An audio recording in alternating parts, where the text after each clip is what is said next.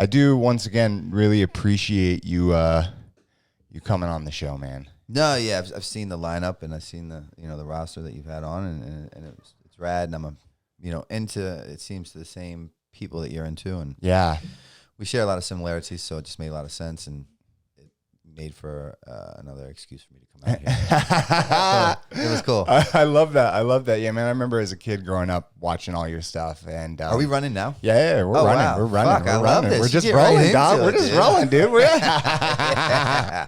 It's just smooth like butter. I like it. Nice and fast. Yes, yeah, that's the way I. Gosh, but yeah. Growing up, man, I watched all your stuff, and I apologize for that. Let's get that out of the way. nah, man, you guys inspired a generation of kids, and it's just I know you've been through a lot, and you've definitely come out on top, if you will, and you're very inspirational, right? And so when I reached out to you, I wasn't sure if you were even going to respond back to me. I guess I'm always amazed when people do, because I'm just really appreciative, right? And Sure. And so when you said you'd come on, it meant a lot to me. So thank you very much. People say, does it get overwhelming? Do you get annoyed? Do you get tired of people's attention? And to be quite honest, the real answer is I'm grateful anyone gives a fuck. You know what I mean? Yeah. So with that being said, and one of the things that I really pride myself on is being as open and transparent and as accessible as one could be. Yeah. Because what I've been so grateful and blessed to have the ability to do today is to use the platform that I've built from pre-existing work and new ventures as well, to deliver my message. Yeah.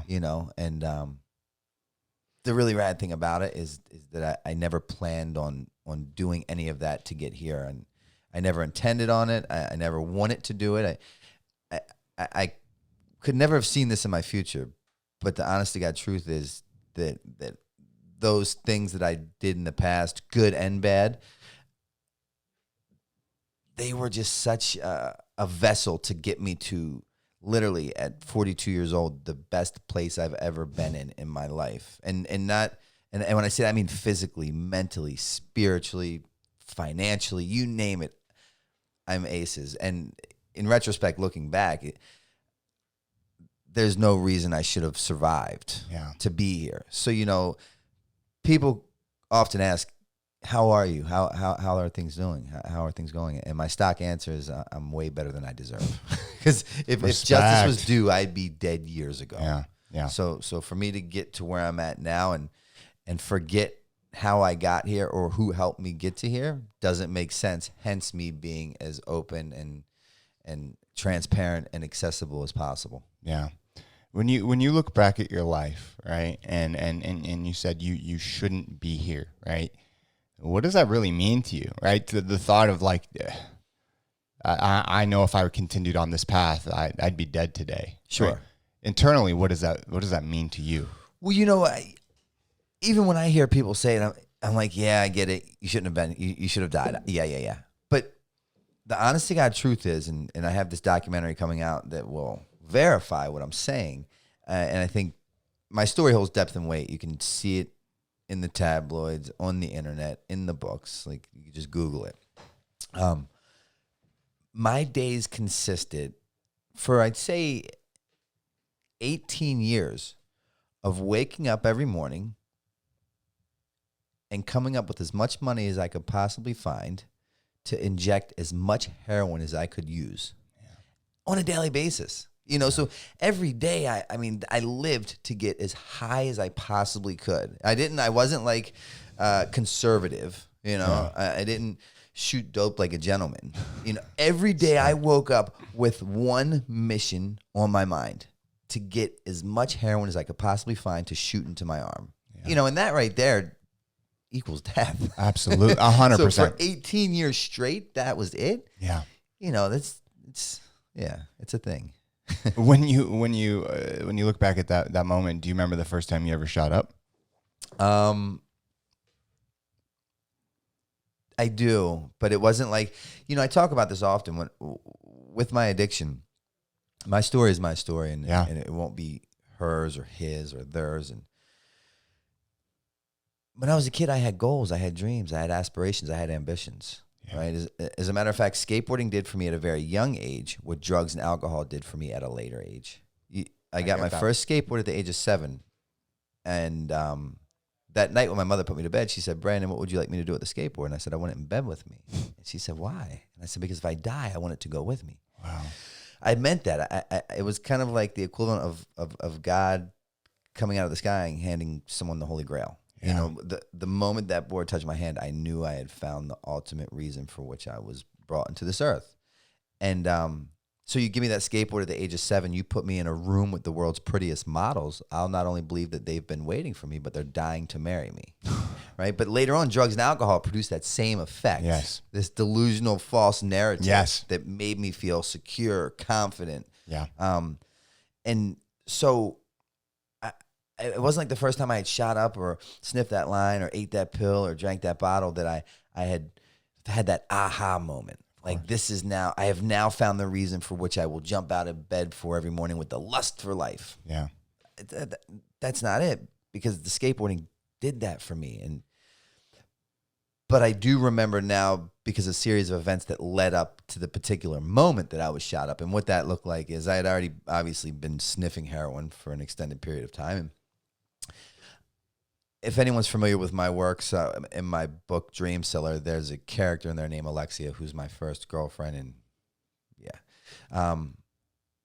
her and I were driving through Lock Raven Reservoir in Baltimore, and she had nodded out at the wheel, and my head, and I was high, my head went through the windshield, and I had all these staples, and I came to in the hospital, and I was sick. Right, because I didn't have the heroin that I was used to using, and she had my connection come up to the hospital, and at the time I had all these IVs, so he literally just went into the IV that was already feeding me the fluids, and that was my first initial introduction to and I didn't even do it, so it wasn't like I was here, hit me.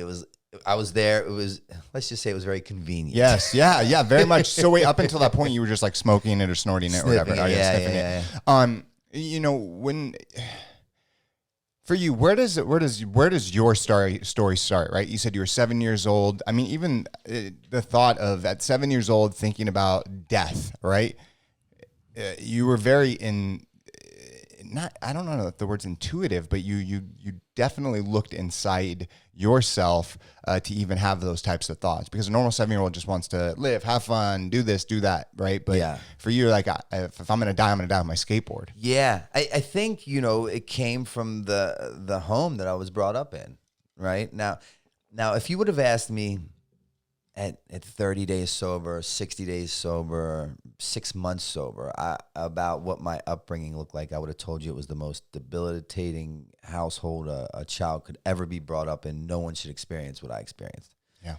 Then, today, at coming up on 6 years sober, in that interim, I've finally done the internal work that was required in order to get the external results that I've always desired, meaning this peace, this freedom, this serenity, and in that time doing that work, what I've come to understand is that I came from a very good home with 2 loving parents that did the best that they could with what they had. Yeah. That's the truth.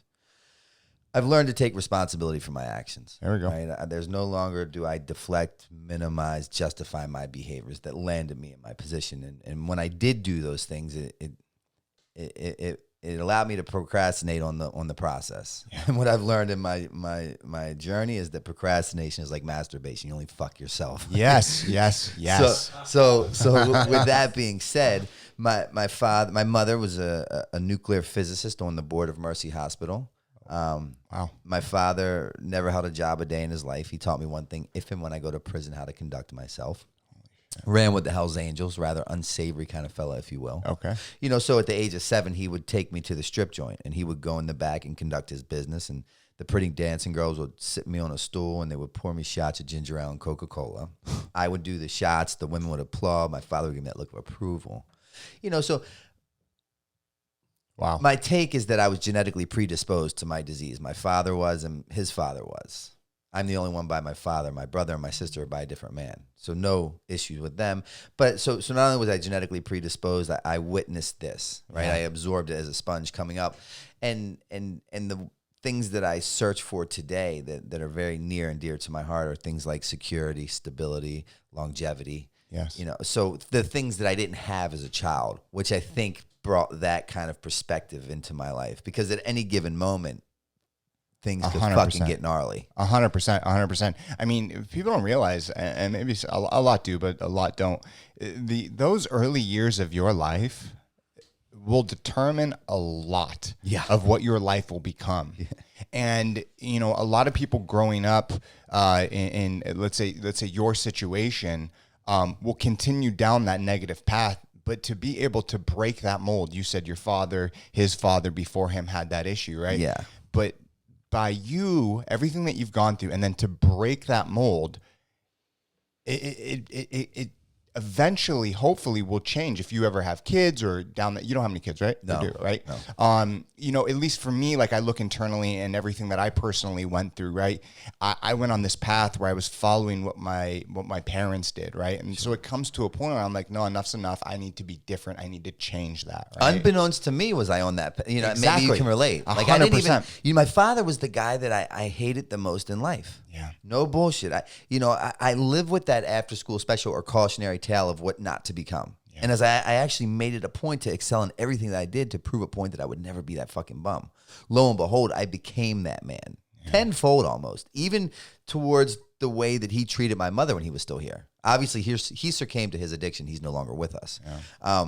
But I didn't even see it. Yeah. You know, you don't. I was so caught up in it. Yes. How old were you when he passed? This is probably, you know, I did an interview not too long ago, and they brought up spring break, and I'm like, fuck, I've been on spring break for like 18 years. So with that being said, my timelines are tough. Okay. But roughly 10 years. Okay, so you're like in your 30s, right? Yeah.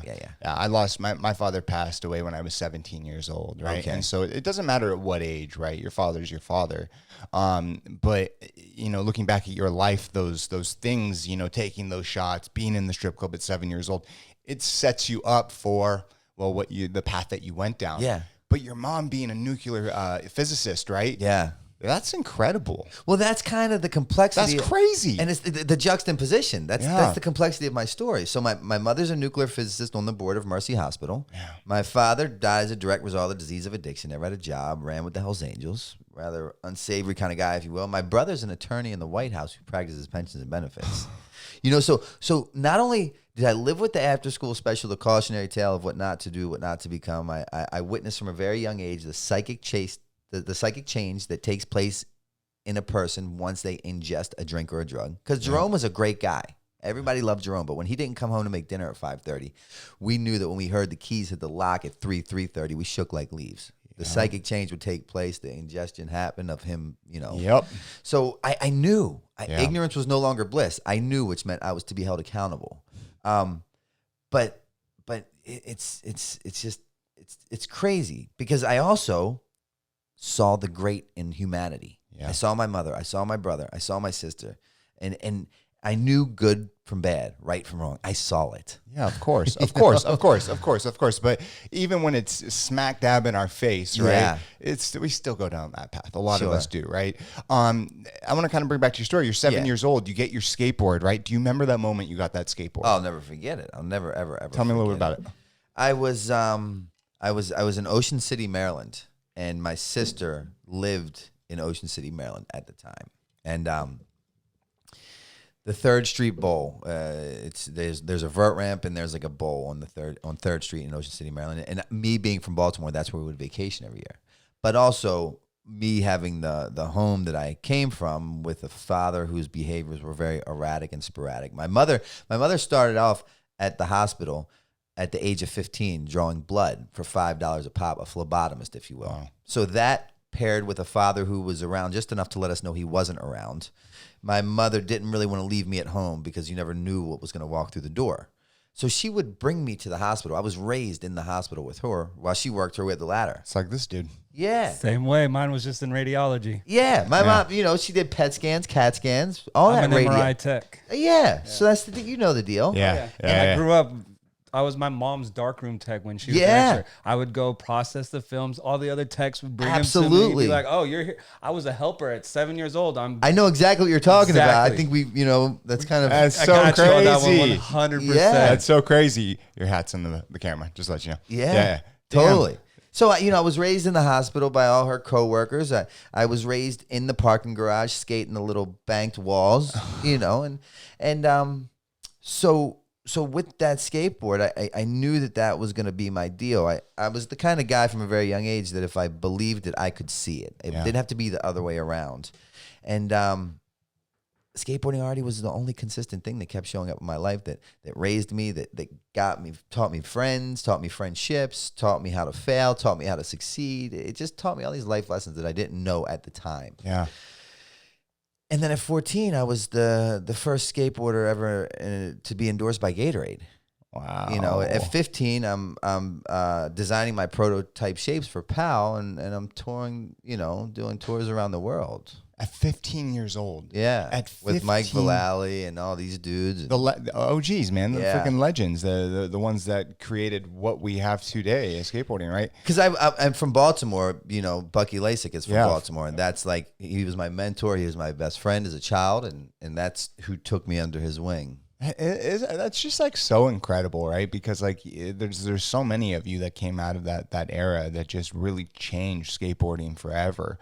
But being 15 years old, what did your mom think? Like you 14 get signed by Gatorade, right? 15 you start to tour. Like what do parents think? Did they have to come with you? Did you go on your own? Well, that's, I think, and I'm not putting any of my situation on those blessings in my life, but I think it paired well for my particular story, which was a recipe for ultimate disaster, because there was no accountability.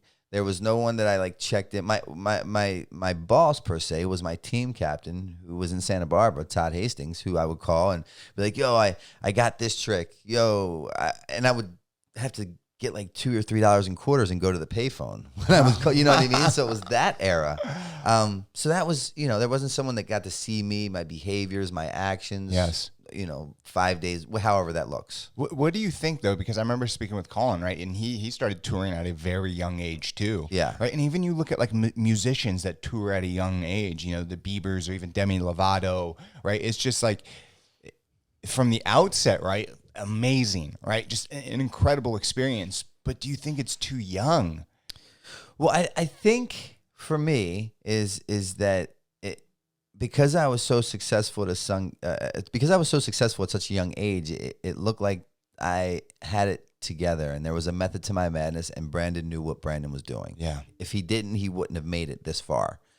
So it was very good then, but I think a lot of factors pair into this, but left to my own devices, it allowed me to derail. And finally, when I was so far off the rails, it was too late for me to be reeled back in, because people believed that there was a method to my madness because I was successful to that point. Right. Yeah. I wasn't the kid that had to be in when the street lights came on. Yeah. I was raised skating with older skaters. Yes. Right. Yeah. They would travel. They would take me. I was the little one, and Yeah. that's just how it was. I mean, but you're at that age, you're so easily influenced, right? Yeah. So easily influenced. And everyone's just having a good time. They don't think about what's going to happen down the road. And especially now, there wasn't a lot of conversations like this back then. Totally. None whatsoever. And so now it's a lot more in the forefront, but still that doesn't change being so young. Cause I mean, I remember being, 14, 15, 16 years old and just going fucking crazy, right? But I still had to be home when the street lights came on, sure. if you will, right? Having that direction and that guidance can make the difference, but at the end of the day, it does. It's completely up to us. Right? Yeah, we're in control of our own life. So when you're 15 years old, you're touring, right? What came after that? Like, when did things really start to pop off for you? Oddly enough, addiction came directly after that, right? So that's the craziness in my story. Not even my story, but my life on a day-to-day basis. We were talking about it before we walked in here. I went from 7 to 15 to 16 skateboarding. I ate it, I breathed it, I slept it, I dreamt it. I became everything I had dreamed of becoming. Yeah. If I were to have died at that young age, I would have been the happiest kid on the planet, because I had achieved everything I wanted plus some. Wow. Literally. And then on tour is when I was confronted because I got caught with a lot of drugs by Vallely, and he's like, dude, get rid of the drugs or get off the tour. And I flushed the drugs down the sewer, finished the demo, went back to the hotel, met some chick at the hotel. She drove me back to the sewer. I fished the drugs out. Holy shit. Long story short, I get caught with the drugs. I'm kicked off the tour.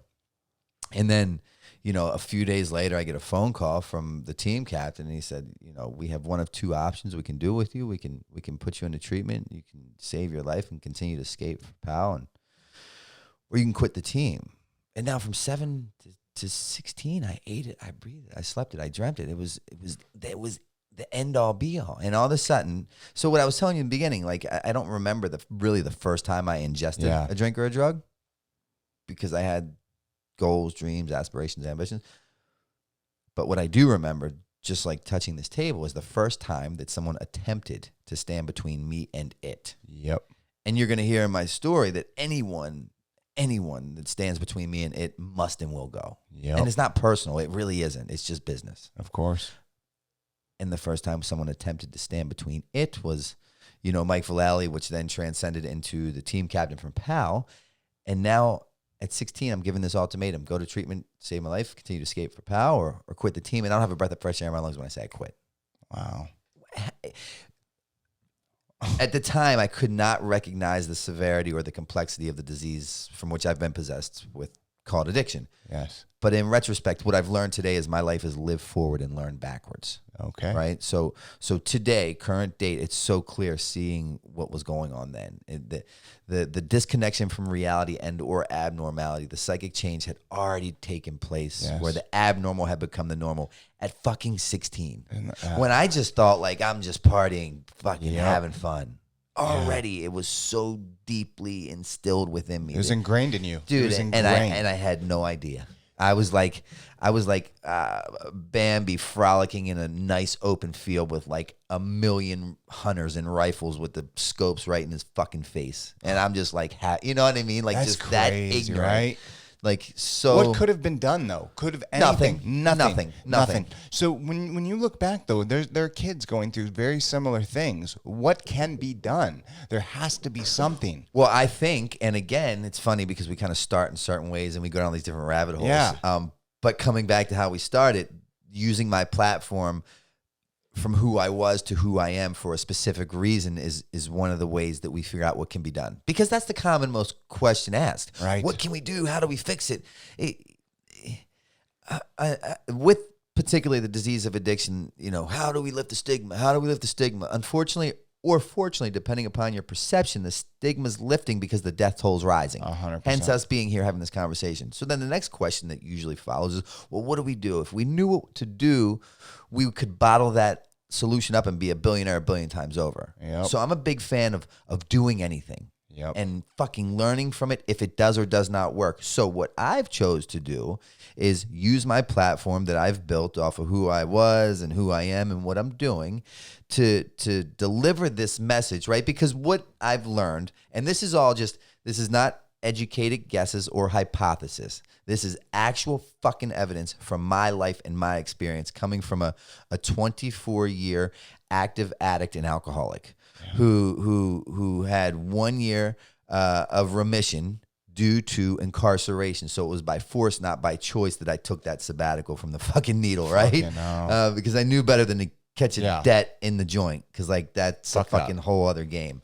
But so what I've learned is that when I put my hand up and I say, hi, my name is Brandon, I'm an addict, I'm an alcoholic, all that simply means is that I'm defiant by nature, I hate authority, and I'll never, ever, ever conform unless it becomes my idea. Yes.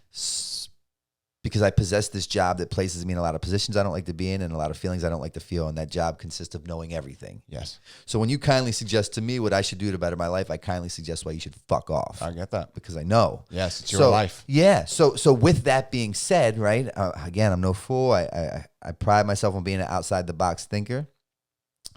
I've taken a look at my life from then to now, and I just thought to myself, how can I get this message across to an audience generally that I'm speaking to that is defiant by nature, hates authority, and will never conform. So how the fuck do I get people to conform that already don't want to conform, right? So I already have a whole thing against me, and this is my mass. This is my people. How do I get this through to them? And I figured it out because it was what worked for me, unbeknownst to me at the time, right? Live forward, learn backwards. If I use my platform, my masses, my combined social media presence, along with a lot of other ways to get my content out there that reaches over like 2.5 million, if I use that platform to deliver a message of promise, hope, and freedom, one that does not consist of a drink or a drug, in a form of attraction rather than promotion, if I can deliver this message and make it so desirable, so appealing, so attractive, so much so that like the people that are receiving it want to fuck it. Yes. Then you win. Then I win. Yeah. Because if I can get them to the point where they say, if that guy can do it, again, going back to the beginning, my story has depth and weight. You can look at it on the books, on the internet. If that guy can do it, there's no reason why I can't. 100%. And then I conveniently leave my number at the bottom. I love that. You know, so I love that. I it's love just that. fucking smoke and mirror shit. Of course. But a lot of times, people in America, there's about 40,000 opiate deaths, right? A year, roughly, right? But we have 100,000 alcohol related deaths, right?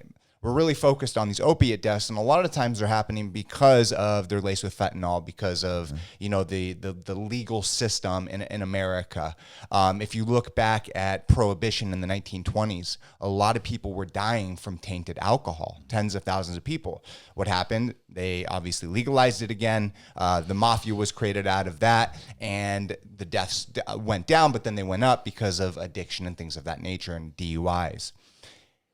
Focusing on addiction is so important in America, but to get to the root of the issue, a lot of times, isn't it, related to people not having jobs, family shit, not having a path. I remember myself, right? I was going down a gnarly path after my father passed away. I didn't have any direction. I didn't have any guidance. I had nothing. So I was just partying and fucking my life up. And then eventually someone lent out a hand. And by a gentleman named Robert Reed, and it's the company that I run this day.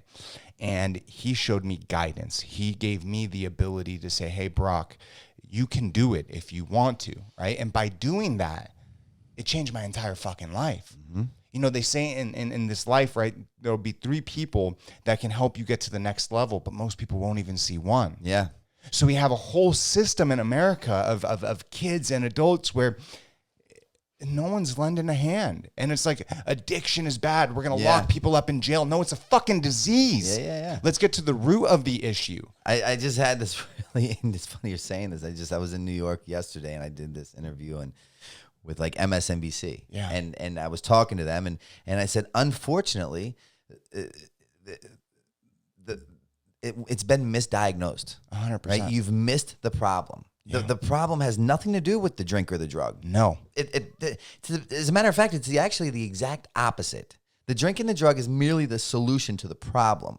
Yep. The problem is the thinking, the attitude, and the behavior. Exactly. Right? So if I just simply sit down my glass of wine, it's not a matter of if I'll pick it back up, it's when I'll pick it back up, because I've done no work on the problem, properly diagnosing the problem at hand, which is me. Yes. The thing that lies between my 2 ears. So until I work on having that psychic change, which is the exact definition of a spiritual experience, right? For me, I had that spiritual experience, which allowed the psychic change to take place. So now, like, a drink or a drug doesn't even cross my mind unless I'm talking about it. And that's nothing shy of me simply being divinely inconvenienced just enough in a million different ways to create a big enough gap in my mind to have that moment of clarity to see how fucked my life was.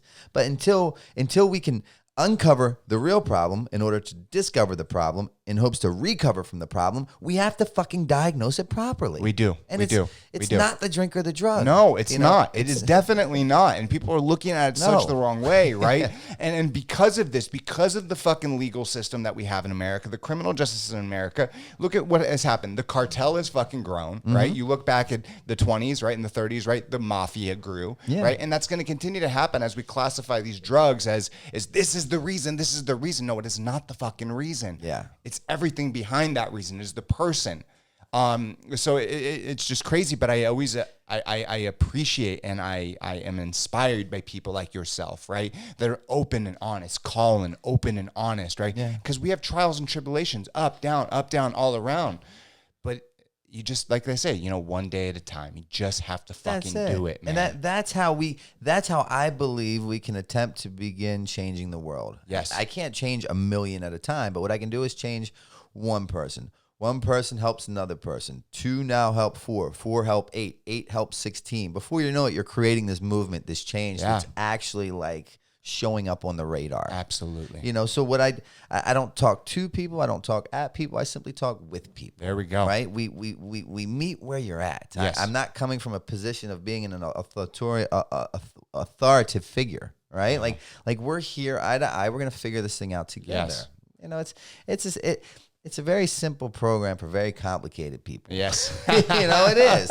I'm too smart for my own good, and if I get ahead of myself, I will outthink myself out of any sensible decision that I'm about to make. Come on, man. You said the story just a little bit ago how you flushed the toilet or flushed the drugs down the toilet, and then you got the drugs out of the fucking sewer. Yeah. Right? How many people out there that have, you know, have this disease, right?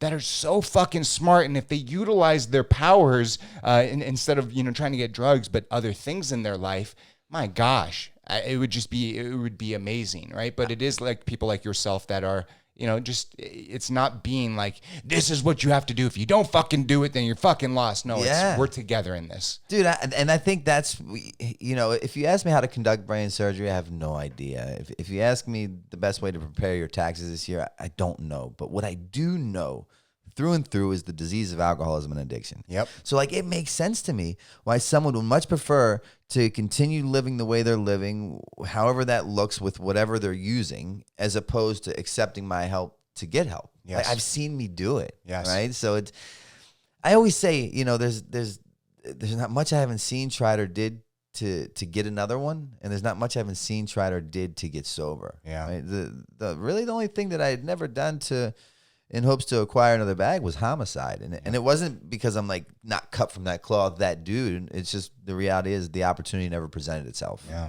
And crazy. So I'm very upfront, and I'm very descriptive, and I'm very graphic with my story, because the moment that I forget where I come from, the pain that brought me here, you know, I'll forget. And I'll go right back to doing what I did. I've seen me do it. Yeah. Yeah, we have to be honest with ourselves, right? Too many people like to have these covers over themselves, and we live in a day and age where it's like social media and this like fucking facade that is over everything. And you have to be internal. You have to be real. We can't get caught up in this bullshit, and especially when you have this disease, it's going to take you down past until you really realize that you are the person, not the fucking drug. No, there's no money, property, or prestige that will allow me to change the way that I feel, think, or view myself. I've seen me try to do it. Yes. I've seen me try. But that's the cool thing. I was broken so bad. I was finally demoralized in just such a fashion from drugs and alcohol. I was beaten into that state of reasonableness to ultimately the pain had become great enough that I had turned into a human sponge, and I was willing to do anything that they suggested. And I remembered everything they told me in early sobriety, a.k.a. like the first 30 days. I stayed in treatment for 90 days. I was kind of an extreme case. Yeah. But they told me simple little things like, if you stick to the basics, God willing, you never have to go back to the basics. Yeah. You know, I took heed to that. I still see my same therapist that I saw in treatment privately today. I wake up every morning, I make my bed. Yes. Like just simple little things. If you walked in my house 3 days in a row and my bed was not made, a problem's fucking coming. Yep. And to other people, like, it's no big deal. Dude, I'm telling you some shit, man. It's structure. Yes. It is systems. Listen, man, I suffer from manic bipolar disorder, right? Yeah. And when I don't have structure and I don't have systems, I fucking slip, dude. Big I time. slip, right? And so it's just keeping that shit tight and in line. So it's like I can respect that, right? Get up every morning, make your fucking bed, right? Go see your therapist every single week. Even the weeks that you don't want to see them. Totally. I do the same. Like, there are weeks where I'm like, I don't want to fucking see Brandon. But then I get there and I sit down and start talking, I'm like, this is why I'm fucking here. It all makes sense. This is why I'm here, right? So to bring it back to your story, you're 16, 17 years old, right? You get kicked off the team or you quit, right? Yeah. What happens next? So now I'm kind of living at home. I am living at home with my mother and my girlfriend, and, you know, with this newfound freedom, the sabbatical that I find myself on, things aren't happening, right? tours aren't being booked, flights aren't being scheduled, packages are no longer being sent, video parts are no longer being produced, because those simple things in life require me to have conversations with words that consist of like honest, reliable, and dependable. And again, anything, those things are never going to help me get one more. So I avoid it like the plague. Yeah. And again, this is all in retrospect. I didn't understand it at the time, but I know I've learned it and I see it now. What I didn't know then, that I already had this delusional alcoholic brain, this one that lied to me in my own voice that would make me believe the unbelievable. Yeah. Right. So what that brain would tell me is that like the skateboarding world needs me. It cannot go on without me, and I am an asset. Wow. Right. And in reality, it did not need me. It went on quite fine without me, and I'm a liability. But unfortunately, I'm the last person to understand that because I possess that job that consists of knowing everything. So about 2 months into this newfound freedom, my mother and my girlfriend come to me and they say, "We have a great idea for you." And I said, "What's that?" They said, "We want you to go to treatment." And now I had just politely declined this offer from my gods, you know, my everything. And one would think, well, why would he accept it now? But again, the psychic change had taken place. The abnormal has already become the normal. Yeah. I said, you know what? That's a great idea. A, I have the time. And B, I'm going to report to said treatment center. And I'll report back to those two, my mom and my girl, why I'm not those fucking nut jobs, nor will I ever be. This is all just an overreaction at best. Yeah. You've simply caught me at a bad time on a bad way and a bad day. So I go into that facility, that very first facility at the ripe young age of 17 with a closed mind and a closed heart, comparing out, proving a point why I don't belong. Wow. Right? Not looking for the similarities, completely focusing on the differences. Yeah. 17 years old, my mother and my girlfriend, they drop me off. As quick as they drop me off, they fucking take off. And this really nice, beautiful woman comes outside. She says, "Are you Mr. Novak?" I said, "Yeah." She said, "Okay, come inside. Let's get your paperwork started." She takes me in and she takes me to this big cafeteria, and the cafeteria is completely empty. There's not a soul in sight, and there's these really bright interrogation style lights shining down on me. I'm like ill as a research monkey. I'm trying to understand what I'm doing here, why I'm here, and out of nowhere, this older black gentleman walks in, and he walks directly up to me. He said, "White boy, what are you doing here?" I said, "Heroin." He said, "How old are you?" I said, 17. He said, "Do yourself a favor and don't turn 18 in a place like this." And as quick as he came, he left. He nor I had no idea the significance of that conversation was ever going to have on my life. Wow. Keep in mind, prove a point. I'm comparing out, proving a point why I don't belong, looking at all the differences, not the similarities. Yes. You know, I could tell you about that older gentleman, where the 4 teeth were placed in his mouth, because at the time I had all mine. Wow. He's 70 to 75. I'm 17. He's black. I'm white. He smokes crack. My delusional alcoholic brain that lies to me in my own voice tells me I successfully do heroin. Successful. Right? Yeah. So disconnected from reality. I have no idea already. Yeah. He lives with, he's homeless. I live with my mother and my girlfriend. Yes. God bless that man. I'm so grateful he found the answer for what he's looking for. Wow. But you know what I can't tell you about that program? I can't tell you about my therapist's name. I can't tell you about these relapse prevention packets they're shoving down my throat, or these healthy and unhealthy boundaries they're trying to instill in me. Because if I could tell you those things, that means I can relate to being one of those people, and I want no fucking part. Oh. And I successfully complete that 30-day program. While in that 30-day program, I built up no defense against the first time I will have an encounter with a drink or a drug. Right? But just because I get sober doesn't mean the whole world does. So it's not a matter of if, but when that encounter comes. I successfully complete that treatment center. No defense against a drink or a drug. And he was right. I didn't turn 18 in a place like that. Wow. But here's the hit. I turned 20, 22, 23, 24, 27, 29, 32, 33, 34, 35 in a jail or a treatment center. And every year I'd sit on whatever bunk of whatever cell of whatever jail I happened to be in, or whatever bed or whatever treatment center I had to be in. And I think back to that older gentleman and say, maybe if me, myself, Brandon Novak, would have listened to him with an open mind and an open heart, I would not continuously find myself in this situation year after year after year after year. Going back to what we said in the beginning of this podcast, you know, I've learned how to take responsibility for my actions, right? And again, I had now painted this picture for what you view me in, and I can no longer deny it. Yeah. That's crazy, man. You know, going through those experiences in your life at such a young age, is just fucking mind blowing. Like we were talking earlier about like just looking at, younger kids, 14, 15, 16, 17, 18, they seem so young. Yeah. But at that moment you feel like, I'm You're old enough. I'm invincible. invincible, right? I'm Indestructible. fucking invincible. Yeah. Exactly. So when you went through that experience, right, and you came out, when did things like start to take off? Like everything with, CKY and all of that shit. Like how did that all get into play? So now in between all those birthdays, all those years, and all those treatment centers, I would come in and I would loiter with the intent to recover, right? And they'd say, "Okay, Mr. Novak, I need you to acquire a sponsor." And no problem, I get a sponsor, right? And they said, "All right, we want you to start going to these meetings." Okay, I'll go to the meetings. We want you to fellowship, and that's a walk in the park, right? I wasn't the kid that used to walk in class 20 minutes late in fear that everyone was staring at him. I was the kid that would walk in 20 minutes late thinking that everyone was waiting for him, right? So like fellowshipping and going to meetings and spots, cool, man. I have no problem socializing and networking. And then they say, we're going to need you to experience those 12 steps. And I'm beginning to sense a fucking theme of overreaction in here. Yes, like, of course. At that time, come on, man. And then for the life of me, I can't understand how I continue to find myself on the corner of Eastern Avenue and Patterson Park in Baltimore City, praying to God that lawyer who drives a burgundy Cadillac gets off work at 5 p.m. as opposed to 5:30 because he pays me good money for my body. Wow. How the fuck do I, like, how, where is this transition taking place? Yeah. Right? Because just yesterday I was invited to the party, and the party was a blast, and it provided great fun times, beautiful memories, beautiful. And now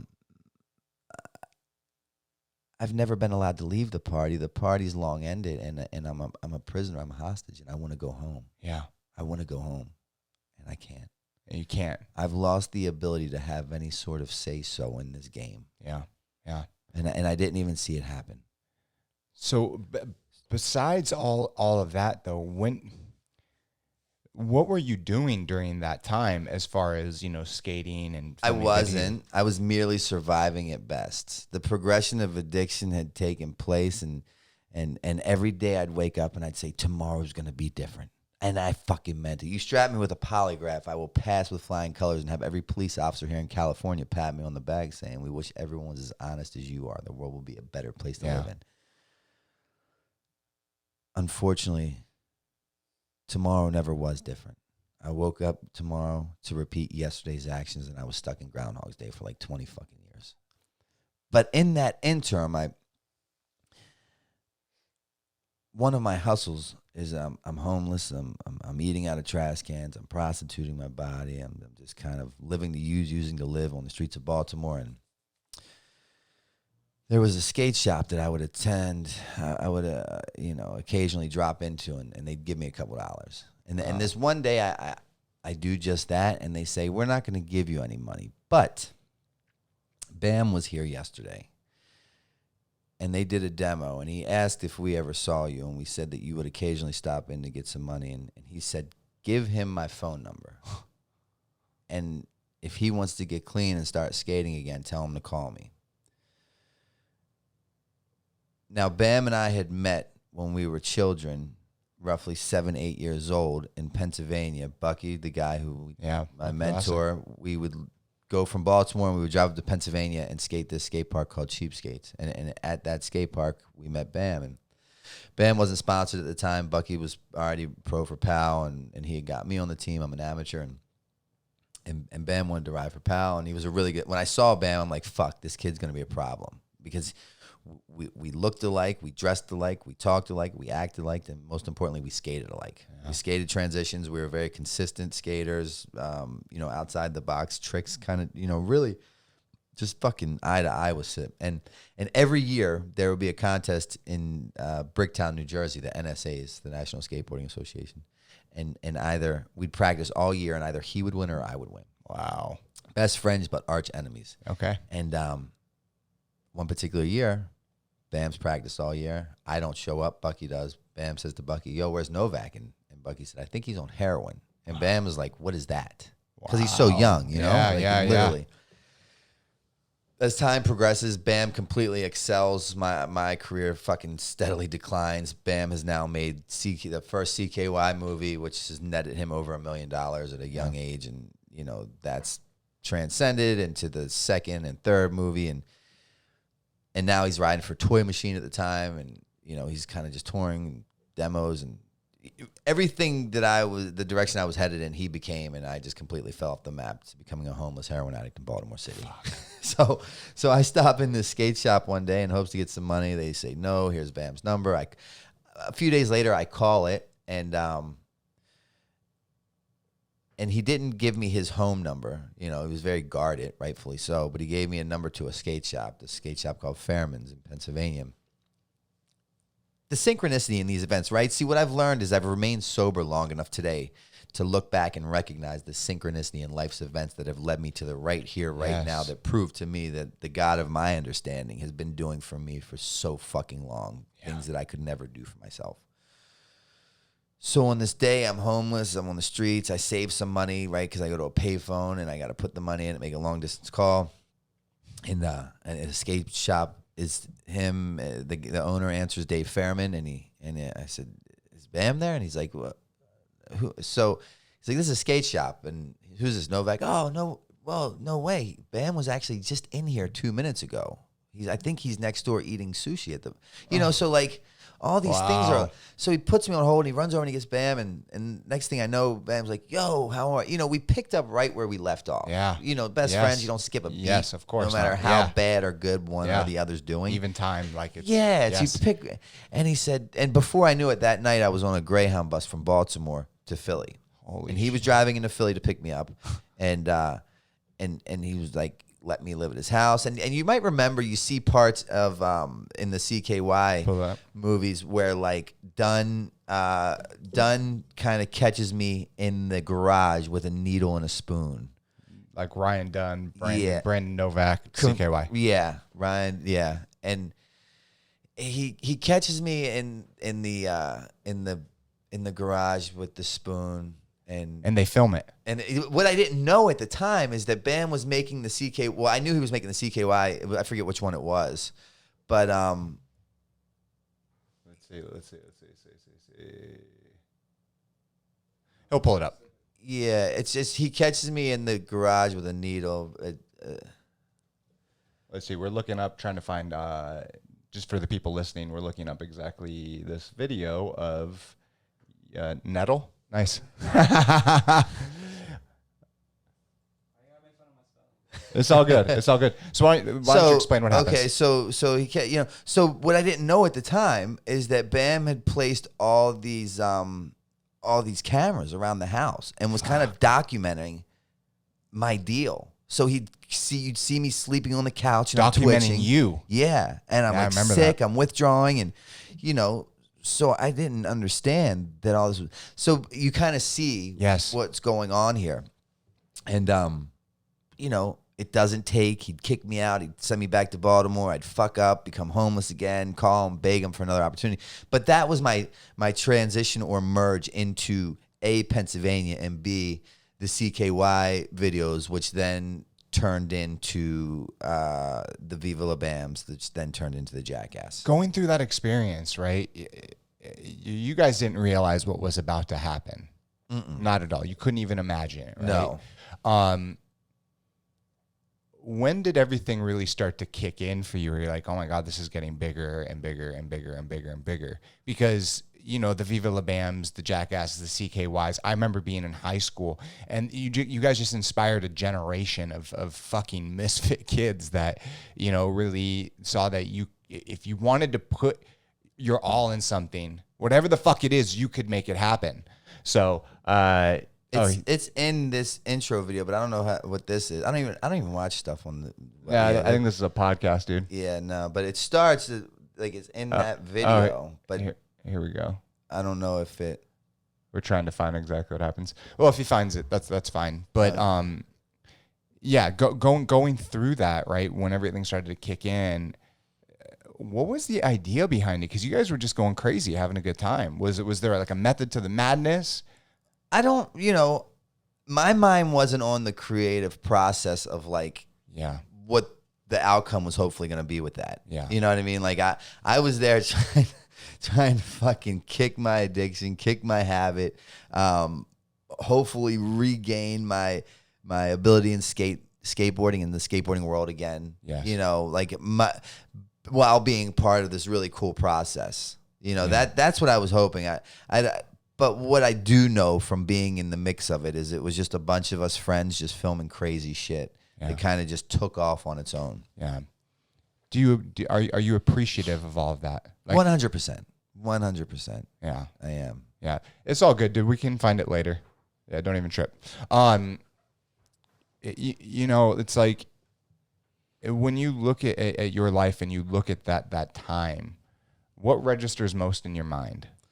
Minus the addiction. What registers? Like that feeling. With the CKY stuff particularly? Yeah, and just all of that. Well, the thing is prior to that, Baltimore hadn't been my home for many years because, you know, rightfully so, at like 21, my mother had me removed from the house. Yeah. Because I was just a walking tornado and anyone in my path felt the wrath. Yeah.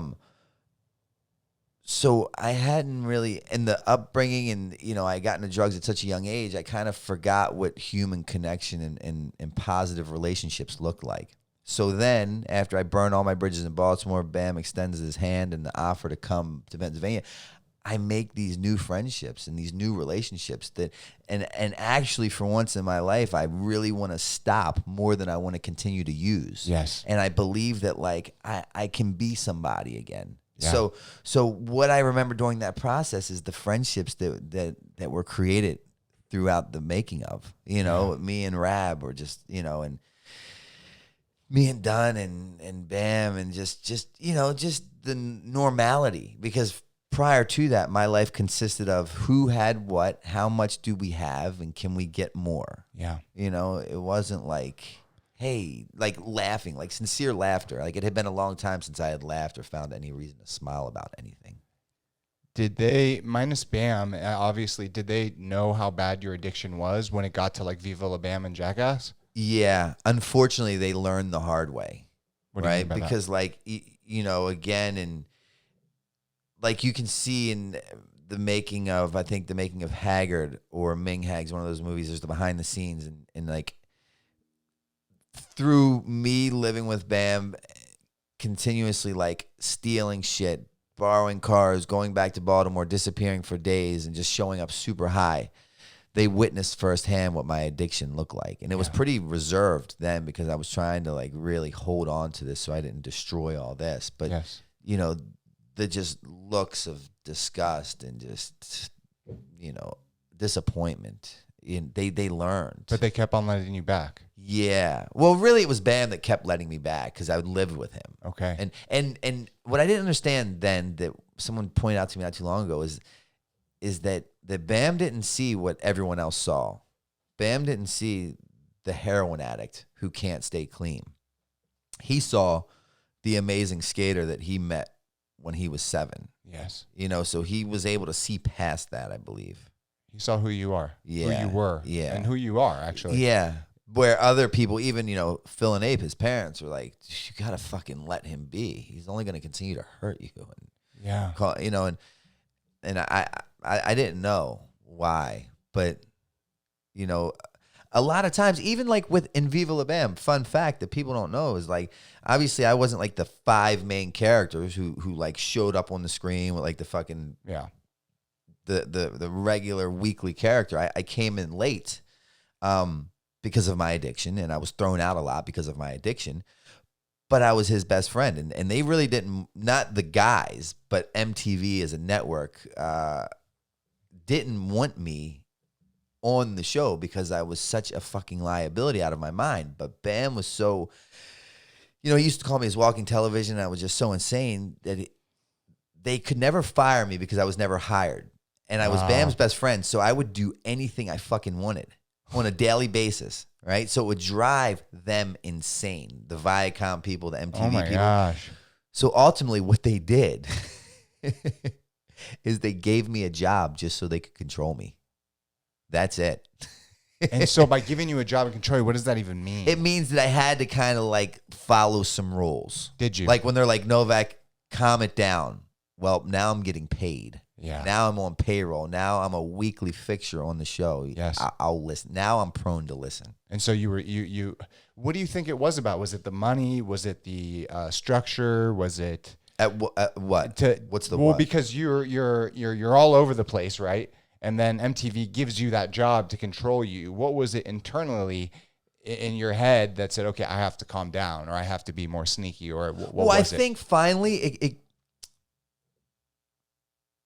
my self-esteem was so low for so many years that if people said, you need to get self-esteem, that sounds great. And yes, I want it, but how the fuck do you obtain it? I don't know. So what I learned is through doing esteemable acts, I was able to gain self-esteem, right? So becoming self-sufficient, paying bill, whatever self-sufficient looks like to each individual. Yes. And for me at the time, achieving a paycheck every week had now become very, Structure, man. esteemable. Yes, of course. So through these esteemable acts, I was now able to gain a sense of self-esteem. So, okay, maybe I should listen a little bit. Tone it down a little bit. Yeah, because now I don't have to rely or depend on Bam to buy me all my drinks when we go to the bar. Yes. Or now I can kind of stand on my own 2 feet. I kind of feel a little bit of pride about this. Of course. So maybe I will listen to you. I have a little bit more respect for you because I'm starting to gain a little bit of respect for myself. Absolutely. Obviously, things even went downhill after that, right? But what was it like when you started to realize fame starts to kick in? It has to be such an awkward, maybe in the beginning it's good, but an awkward feeling. Well, for me at that time, it was a junkie's dream. My job then was a junkie's dream, an addict's fucking, Christmas morning. Yeah. Because the role that I played on those shows, again, an addict's dream, man. The more outlandish my behaviors were, the more outrageous my antics became, the higher in demand I was, the better the ratings were, the more money I made. Wow. That's a fucking addict's dream. That's a recipe for disaster. They fueled that. Do you think it was fuel to the fire? Yeah, unbeknownst to, you know what I mean? Yes, it of was course. and rightfully so. Even when it got to Jackass, I was the guy that would do anything, anything. And it's really easy to see why now, right? Because prior to Viva La Bam or Jackass doing these insanely crazy stunts that paid really well, they got me world recognition because I ended up on movies and TV screens, which ultimately allowed money, women, money, property, prestige, that allowed me to avoid looking at the serious matter at hand, right? Because that's 100%. What I spent a lot of money not doing. That moment of clarity, I avoided it at all costs. The scales of justice were very simple. Well, do you want to do this insanely crazy stunt that no one else wants to do? Fuck yeah. Huh. Let's take a look at why. Prior to this, I'm homeless in Baltimore City, letting men blow me just to get more heroin, for real. Yeah. So now you're telling me I could do this stunt, but I could, and also keep in mind while I'm doing this, I'm not allowed to, now they did the best that they could with what they had. They didn't understand the severity or the complexity of my disease of addiction because they're not addicts and alcoholics.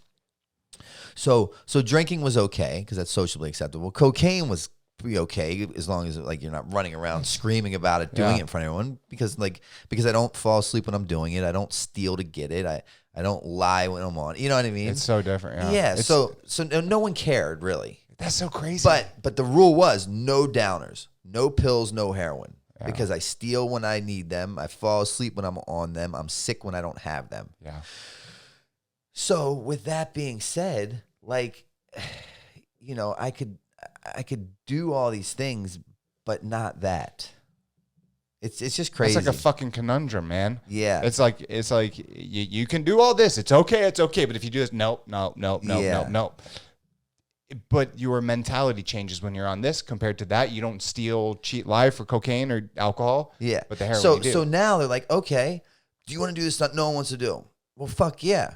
Because prior to having these opportunities, I was homeless, doing things I don't want to do to get another bag. Yeah. Now I do this stunt. Let's say worst case scenario, I get hurt. Still fucking win-win. Because if I get hurt, that means I go directly to the hospital. Yep. The doctors prescribe me pain pills, which now everyone that says I'm not allowed to do that says you're allowed to do that.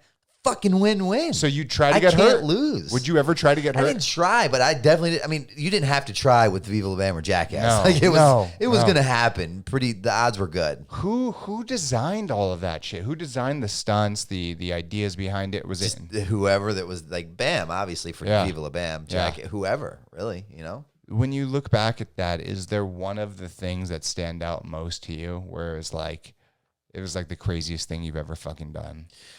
No, they were all really gnarly. I mean, there were pretty crazy outcomes. Yeah. Like on Bam's Unholy Union, his wedding show, Yeah. where they flew Tony Hawk in, and I do the it was like the last day of shooting, and I woke up that morning early, and it was a big day. They flew Hawk in, and I'm to do the rainbow on the skateboard, and I break both my ankles in mid fucking attempt. Holy shit. I hadn't skated for years probably. I'm completely strung out. I attempted to wake up early that morning to go buy heroin, but it didn't work out, so I'm still sick. So you're detoxing. I'm detoxing. Like, go do this. We're filming. Hawk's there. I borrow Bam's shoes. I borrow his board.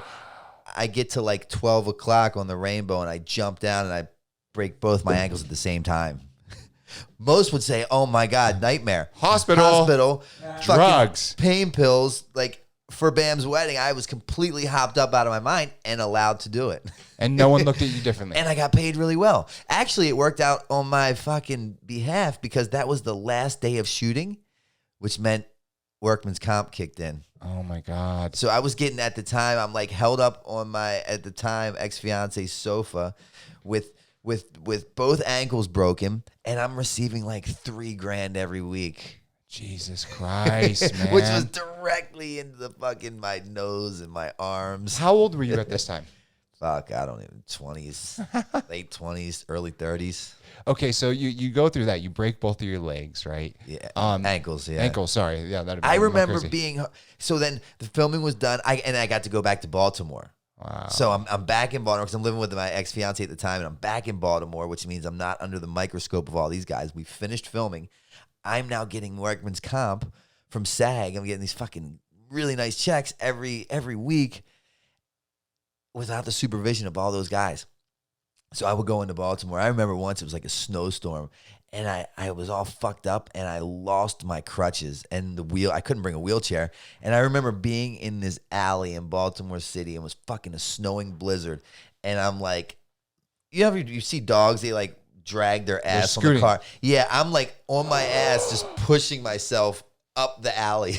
Just get a mental picture of that to score, because I lost my crutches, and I couldn't bring a wheelchair in a fucking cab to the city. And so you were going to get heroin, Dope, right? yeah. Oh my God. Just these insane fucking, yeah. It's so weird. When you look at like the heroin of today, right? And it gets laced, it can get laced a lot with, fentanyl, fentanyl, things of that nature. It wasn't like that back then. No, I'd surely be dead now. Like, surely. Like, I work in the drug and alcohol treatment field now. I help people on a daily basis. And it's like for real. It's seriously for real. To put it in perspective, and the reason I would say this story was a lie, but I knew the people that involved in the story personally. And what happens is 3 guys are living in a recovery house. They leave the recovery house. It's 3 of them. They put $5 together. They come up with $5 because that's what a bag of heroin costs now. It used to be 10, now it's 5 because it's all fentanyl. It's not even heroin anymore. And they go out and they get a $5 bag of heroin in Baltimore. They come right back to the recovery house, but on the fence line. And they're like in a bush, about to jump the fence to get back into the recovery house. And they split the pill 3 ways, sniffing it 3 ways. 2 of the people drop dead right there. The 3rd lives. It's so bad now that addicts, I live in Philly and near Kensington kind of, and addicts now, they get high in pairs of 2 because it's likely that they're probably going to overdose, so they make sure that they have Narcan on each other. Isn't that fucking crazy? I mean, that's insanity. Why don't we have testing systems set up throughout the United States? Yeah, that's it. Dude, they were going to do the safe injection sites. Yes. And I'm a big fan of that. I'm a big Fuck fan yes. of any harm reduction. But then these fucking people were like, Philly was going to be like the first place with it. And they're like, no, we can't have it here because, like, what about kids that walk down the street? And my thought was, and I don't know about kids, but their notion was that like it could make people want to shoot up. And my thought was, if my 78-year-old mother was walking down the street past the safe injection house or a site and looked in and saw all these addicts shooting up, I don't think she's going to say, well, I want to go try it. No. It's going to be the exact opposite. It's the opposite, right? Because you look at, I believe it's Portugal. They had 100,000, active, heroin users, right? Yeah. When they decriminalized all fucking drugs, that went to 25,000. I know. There is something about when things are illegal, it just makes it more enticing. It's whatever the fuck it is. The euphoria of it being desirable. Like, whatever. Yes. And so it's just, we need, especially with everyone fucking dying, which is still less than fucking alcohol, right? Yeah. But if we tested it, right? If you had places, safe centers. Exactly. That's what the harm reduction places would Yes. do. The safe injection sites is that you would go there. So it's definitely harm reduction. They give you free needles, clean needles, brand new ones. They give you brand new cookers. What are completely sterile, new shit, right? Number one. Number two, there's doctors, there's professionals there that test what you're about to do. They monitor your intake. And the reality is 9 out of 10 people that are going to be in those places don't want to fucking be there anyways. No, of course not. Like I said, it started out as a party, and then it was this like torture chamber that would not allow me to leave, and I wanted to go. Yeah. And what we could do is we could use those harm reduction sites to be the main portal from directly to there to treatment. 100%. 100%. The resources available, they're in there, everything. Some of my story. Why did treatment center number 13 work? It wasn't anything different from 8, 5, 4, 3. They didn't teach me anything different. What happened was the stars aligned. Of course. And I believe a lot of stars could align if all the pieces are in the right place, which I would be that, Absolutely. No, it needs to happen, right? We keep on fighting this dead horse. It's like, I remember back in like the 80s, like, dare, don't do drugs, right? Just say no. Who the fuck thinks... that's how really drugs work, right? Someone just say no. No, we need to be more real. We have to be honest with our children, with the children, right? Don't create this fucking bubble that is just blinding kids and not really setting up for reality. I watched this video the other day. My wife showed me, and it was a rabbit, right? And it was all about like how we test, different things on animals, right? And it humanized it. Pull up, please. Rabbit testing cartoon, right? Just give it a second. Watch this, man. It'll be like on YouTube or something like that. You could just type it in up there. No worries. He'll pull it up. But what it does is it humanizes exactly what is happening. And it strikes a chord. And so I think we need to change the narrative. I know we need to change the narrative in America. Mm-hmm. We need to stop lying to our children, about this, yes, right there. It's, you could just, just do the preview one. Watch this shit. Turn it up. So right now we're watching this video. It's called Save Ralph, a short film. Here you go. Ready? Okay, hold on. We rolling. Okay, Ralph, can you mark it, please? Do you want me to click it now? Yep. And so just watch. Go on. Like that? Just kind of like speed it up so we can just see like little in the clips of movies. it.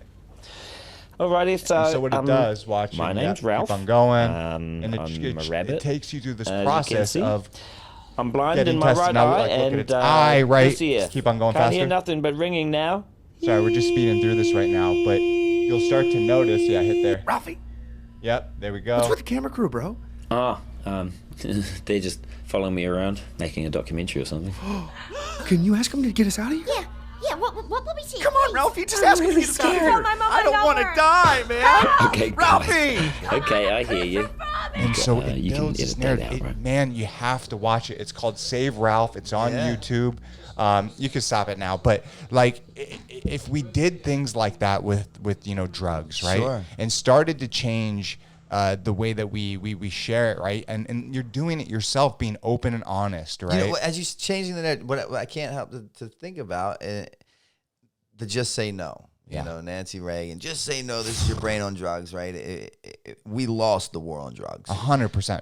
But the cool thing is, speaking of changing the narrative, the DEA came to me 2 years ago, and they have this. It's called the 360-degree Opioid Summit. In every state, the DEA has all these different factions: California, Chicago, Boston, Florida. And I've now become the keynote speaker for these events because from their words directly to mine is we have learned that we can no longer arrest the problem or ourselves out of this. No. That's not working. So now they have me coming into all these different cities. Literally, it's the government, so they can make anything happen. Like if they did, I did it in Hollywood last year, and they made it mandatory for all the schools to come to this. It's not like it's maybe it's mandatory because the government can do that. Yes. So the DEA is like, bring all of these. Yep. And it was like 8,000 kids. I did it at the Chinese theater. Right? Oh yeah. Grauman's, right? Or where the awards are. Yeah, the handprints and all that. Yeah. So,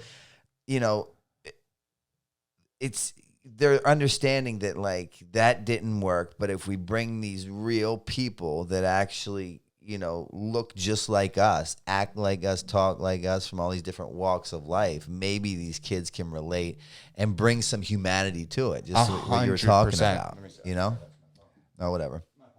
But no, you're so correct, and it's like it was me. It was Jack Osborne. Yes, it was Dr. Drew and someone else. It was really rad. And you were honest. You were real. I gave my talk. You didn't bullshit. I didn't change anything. I didn't change my deliverance. I didn't change the outcome. I gave it they enjoyed it because they've brought me back to like many of them. Yeah, man. This is what we need to continue to do this, right? And I think that, even Oregon just decriminalized drugs, right? Yeah. And so we are slowly changing, and I think this future generation is really going to change the narrative. The millennials, my generation, right, is going to change the narrative. And so hopefully 20, 30 years from now, we're looking at it from a different level. We're not locking all these people up and throwing them away. Like, it's not helping them. You're just feeding to the system. If we change our perception, we can change the world. Absolutely. No question about it. All right, so bring it back just a little bit, and then, we're so I want to bring it back, right? You break both of your ankles, right? You talked about scooting down the alleyway, right? What came next after that? So again, it's just the wash, rinse, repeat of days and stories. Robbing Peter to pay Paul, rearranging the furniture on the Titanic, right? Yeah. Hopefully, in hopes to get a different outcome, and nothing seems to be working. But I continue to come up with these plans because, like, I still know, right? I still know. Now, at this point in time, my mother's a nuclear physicist. My brother's an attorney in the White House. My father dies a direct result of the disease of addiction. My first skateboarder endorsed by Gatorade, touring the world with Pal Peralta and all these pros. Now I end up in these movies, Jackass, and these TV shows, Viva La Bam, and doing things that people would equate to success, happiness, potentially even dream of doing. The reality of what my life really looks like to this point is I've been in 10 inpatient treatment centers. I've lost count of outpatients and detoxes. My mother has bought me a plot. People have begun. Wow. Wait. Just say that one more time. Your mom bought you a plot. Yeah.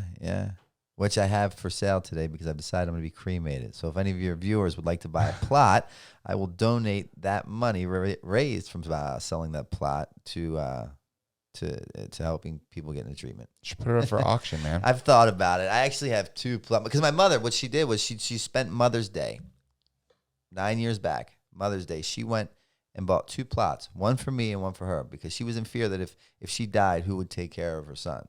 Wow.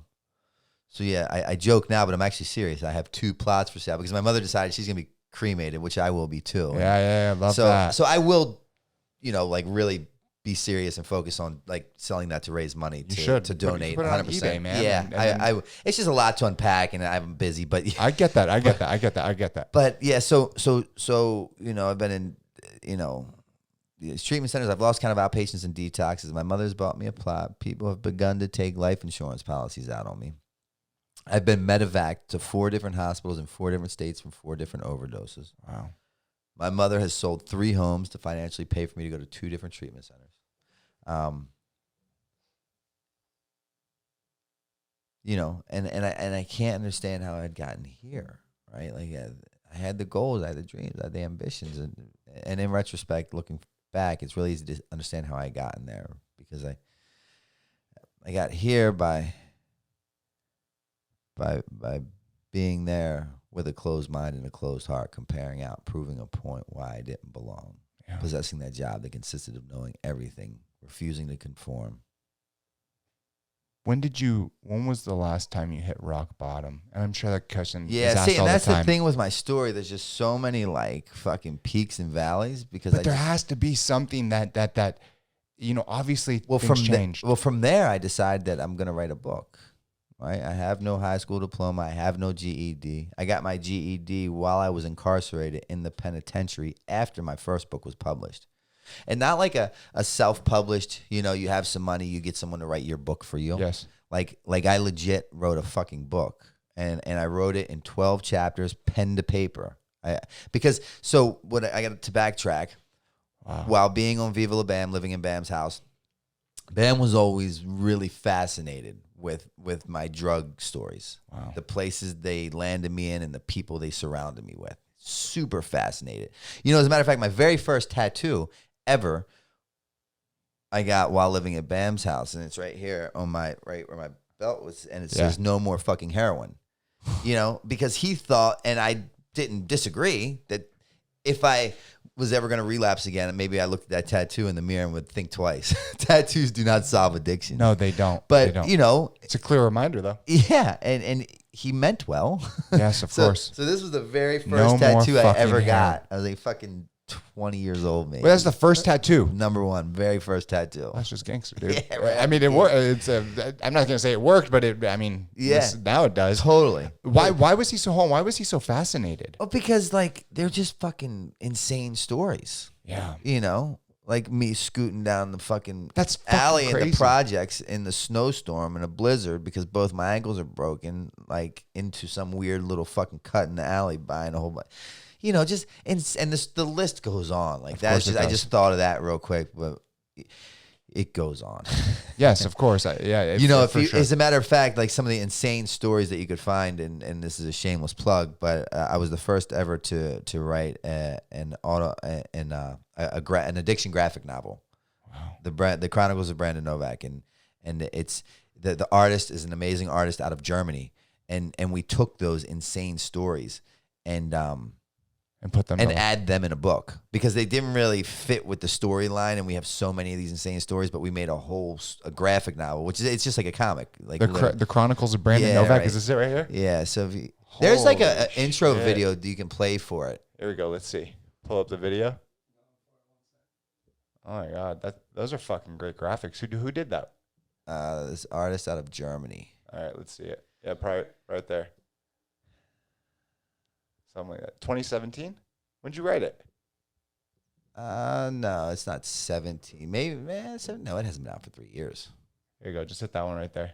Damn. So yeah, we're for the people listening, we're pulling up a little intro video called the Brandon Novak Chronicles, CKY. Okay, this person. Oh, it's written by Joe Franz. Joe Franz is my co-author, but Emmanuel Cox is the graphic designer. Oh my god. Yeah, he's the artist. There we go. Holy shit. Oh, me too. MTV's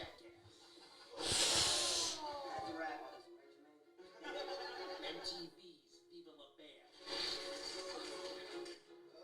And the hit addiction memoir, Dream Seller.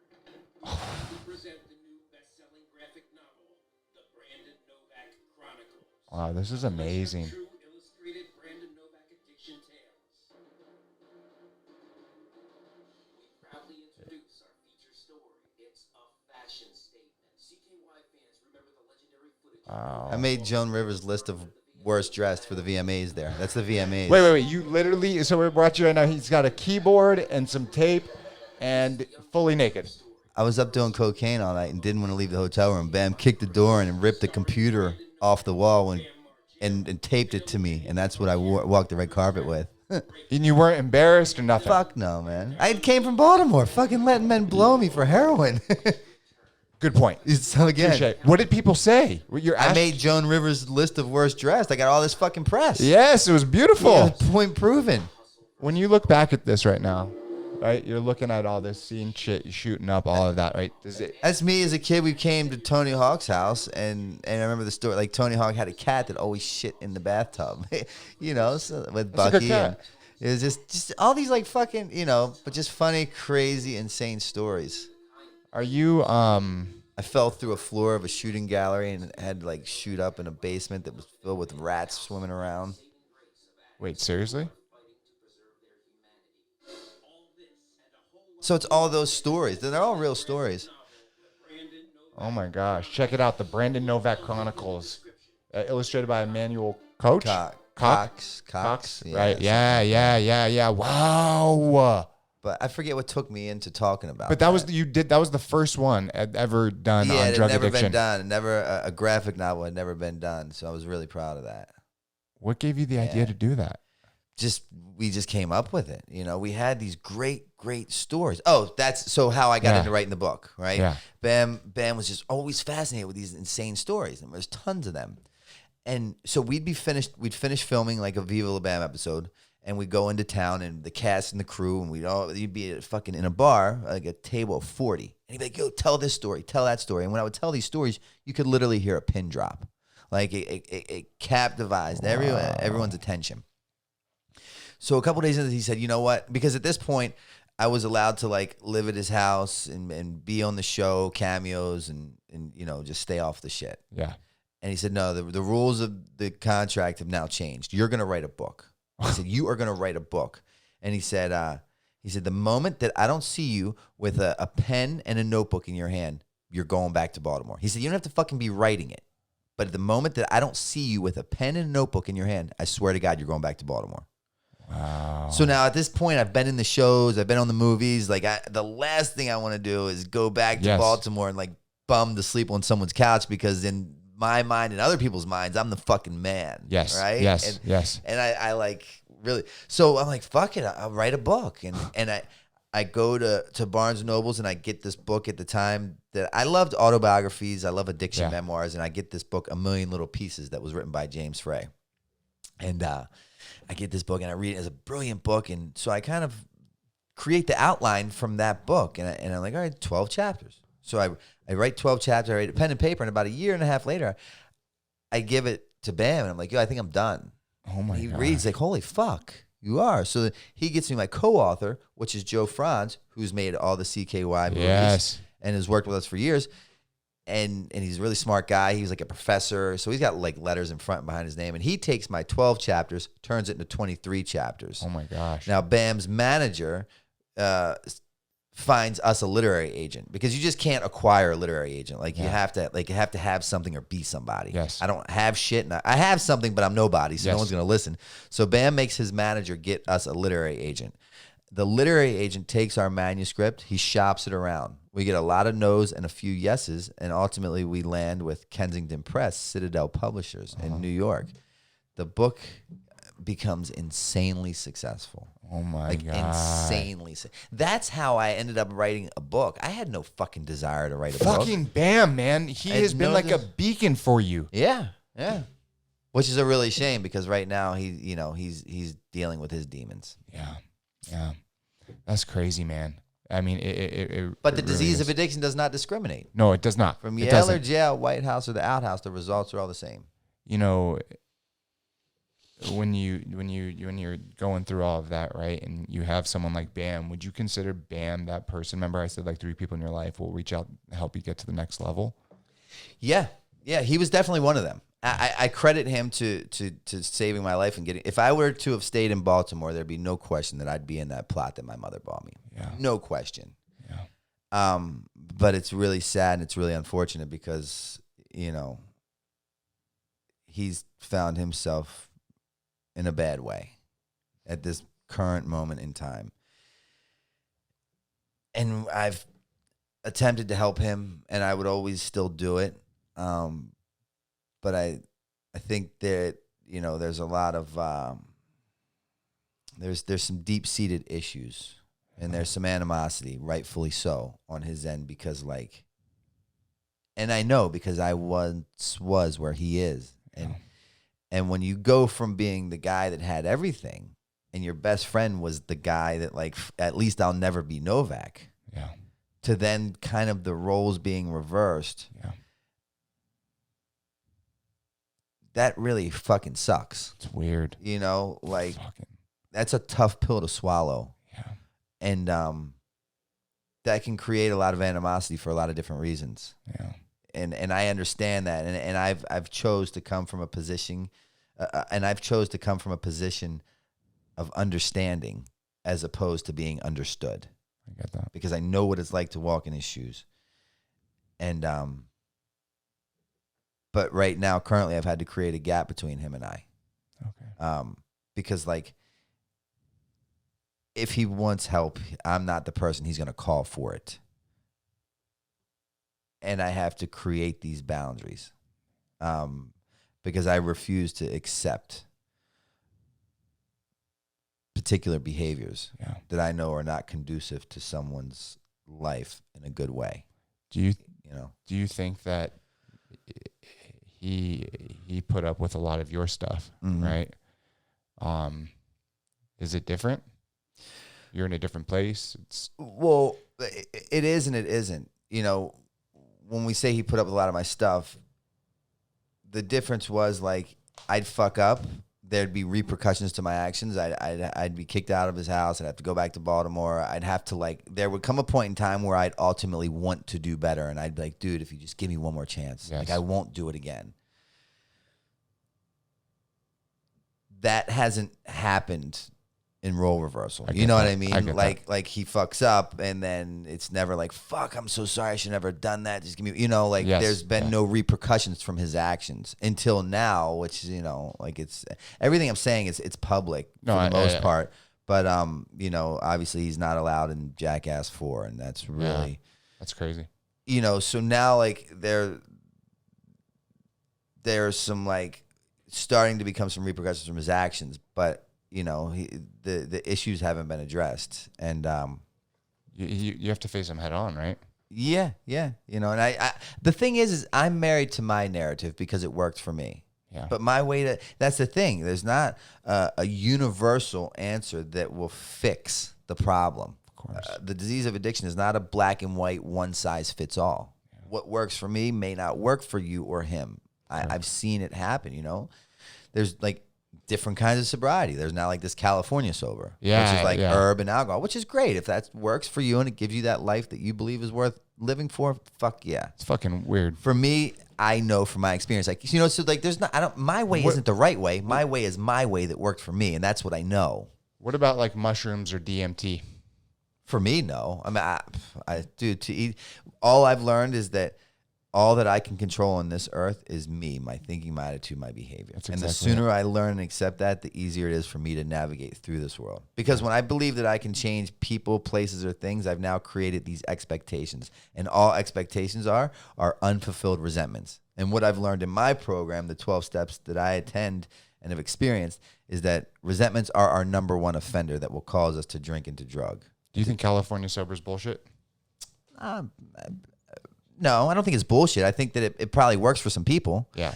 For me, it's unacceptable for me. Yes. For me. I keep it on me, you know. I get that. I respect that. As we kind of start. And who am I to say, like, what? If I had the guide for a perfect life, again, I'd bottle that up and sell it for $1 billion. Like, I fucking debate it for a lot of years, and I shot heroin for a lot of years. Yes. But fuck, sober, coming up on 6 years, I've barely scratched the surface of reality. So it's like, dude, it's you know, it's cool. Your story is amazing. As we kind of start to wind down, right? You for the past 6 years have changed your narrative. You've changed your story. But the funny thing is I did not. My higher power has. I'm not a fan of organized religion, but I'm as spiritual as one could get. And I dumbed my way into this. What do you mean by that? I literally, at 38 years old, I came to on life support after being out for 7 days at the very same hospital that my mother's on the board of, Mercy Hospital. So try that for size. Her son's upstairs in the ICU on 7 days of life. You know, it's not a great look. 13 inpatient treatment centers later, lost count of outpatients and detoxes. My mother bought me a plot. People are taking life insurance policies out on me. Just woke up from being on life support. Medevaced 4 different hospitals, 4 different states from 4 different overdoses. I now currently reside on the corner of Eastern Avenue and Patterson Park, prostituting my body to get another bag. My mother went from praying to God in the middle of the night not to get that phone call to now praying to God that she receives that phone call that I've passed just to have a peace of mind. Get that. Everything that I own in this world consists of 8 scarves, 2 jackets, 3 socks, a stick of deodorant that fits into a bag that doubles as my pillow, a needle, a spoon, and a restraining order, the ink still wet, that my mother had served on me to physically be removed from her home. I'm a 38-year-old homeless heroin addict who wants to kill himself on a daily basis. I just don't want to hurt myself in the process. I'm horrible at suicide because I keep fucking waking up, and I'm in a position in life where I'm so low the curb looks like a skyscraper. What I can see clear as day now is that among each one of those attempts at my sobriety, at one of those programs, none of them were a failure. Right? What happened is a seed was planted at every given program. I had sat through enough programs that now ignorance was no longer bliss. I had learned some information, which now meant I'm to be held accountable for the things that I know. Yes. Right? You can't forget what you fucking learned. And what I learned is that it's really hard to drink a glass of wine when it's cut with AA. Yep. Try shooting a bag of dope when it's cut with NA. It doesn't quite sit right because I know there's a way up and out of my position, provided I get the fuck out of my way. Yes. 38 years old, seeds planted, fucking maturity, want to die, don't want to hurt myself, can no longer deny the severity of my disease from which I've been diagnosed with, have done a lot of work on myself to this point, really like trial and error, or process of elimination, but backwards, right? Like to where now I can no longer deny, justify, minimize, deflect my current state and the reality of it. The writing on the wall, which is in my handwriting, proves that my life is completely fucked. And I've went from possessing that job that consisted of knowing everything to coming to the realization that what I do know is that I don't fucking know. Yep. And despite all that successful bullshit, my very best thinking places me walking into my 13th program just after being on life support. Like that's the best. So what I know is that I don't know. And in the basement of this Catholic Charities rehab, because I walked into my 13th facility literally with the clothes on my back, and I had attempted to buy some heroin and I got robbed. And I had this outfit on particularly because I was due to see my parole officer. And I figured I should look really good, right? Because if I don't look good, he's not going to believe I'm doing good. And he's going to violate me. And it's not going to be good. So I get dressed accordingly because I don't want to look bad. And I put these like at once point in time nice dress slacks on if you overlook the cigarette holes in them. Yep. I'm a homeless heroin addict at this point, so I don't wear underwear, right? Because, like, why? I'm not going to wash them and find an imaginary dresser in an alley. And I fucking live to use and I use to live. Like, let's be real. And so I got these pants on with holes in them, these cigarette burns, and I got no underwear on, and I put this nice button-up shirt on, and I put these at once point in time nice pair of Brooks Brothers shoes, but I lost a shoestring along the way from tying off with it. And when I go to buy some dope from the guys, my story's really long and I can't get into it, but I'm attempting to board a flight to fly to Fort Lauderdale to meet this woman who's going to pay for my shit and whatever. I don't want to get sick on the flight, so I go to buy some dope from the boys, and the boys see fit to rob me as opposed to serve me. When they rob me, they rip my front and my back pockets completely out. Now my dick and my ass are completely exposed. They rip my shirt open. The only button that stays buttoned is my very top button, and I got these shoes on with one shoestring, and I'm now roaming the streets of West Baltimore looking like a gay East LA cholo gangbanger. Oh, my God. Because all I owned was 8 scarves, 2 jackets, 3 socks, a stick of deodorant, a needle and a spoon, and a restraining order. Like, I didn't have, the disease from which I possess does not give me the privilege to have underwear to wear. Like, that's just such a luxury. And so bone. this is like your fucking At crash. 38. 38. Yeah, 38. And then the narrative changes. Yeah, so I walk into this program, and what happened was on May 25th, 2015, I was finally demoralized in just such a fashion. I was beaten into that state of reason was from drugs and alcohol that I had sat in the same intake office with the same intake coordinator 4 times out of my 13 attempts at treatment centers in hopes to get better. And every time I'd sit with the same woman in the same chair and she'd say to me this, okay, Mr. Novak, your insurance will cover you for 90 days. My response without fail every time was, in theory, 90 days sounds great, but in reality, I'm more of like a 45-day kind of fellow. Oh, my God. I have this woman to do, this job to fulfill, this state to go to, and she'd gently laugh at me each and every time and say, sweetheart, you have no idea. Anything and everything you put in front of your recovery does not or will not matter because it will go. May 25th, 2015, the terms of my contract have forever changed. I'm sitting in the same chair with the same intake coordinator. I had experienced such a fucking amount of pain that what I didn't understand then that I could see now is that my pain was turning into my purpose. Oh my God. She gives me the same offer she had given me 4 previous times. And on this day, when she gives me that offer, all I can do is shake my head yes. Oh my God. Because if I say no, that entails an explanation. For the first time in my fucking life, thank God, I was literally beaten speechless by my disease of addiction. Like, I'm just done. I'm done. Like, I got to the point where no matter how much heroin I shot, that moment of clarity would take place whether I was high or sober, which means every time I got high, I simply ingested just enough narcotics which would allow me to escape my reality that I had created for myself. Therefore, it didn't matter. Not only was it like tolerable, it was almost like desirable. Because I'm like in this weird fantasy that I've created, this false narrative, this delusional narrative that I had created to support my terrible decisions. But now I can't get high. It no longer works because I know too much. I'd tried too much. I'd acquired too much knowledge, and I could not deny my reality. Looking at my experience, it didn't work. So now she gives me an offer. I can't even say no. So I just shake my head yes. And she says, sweetheart, you're in no condition to do your intake. Get up to detox. I'll see you in 4 days. I walk up to detox, and I got my 8 scarves, my 2 jackets, the stick of deodorant, the needle, the spoon, the restraining one.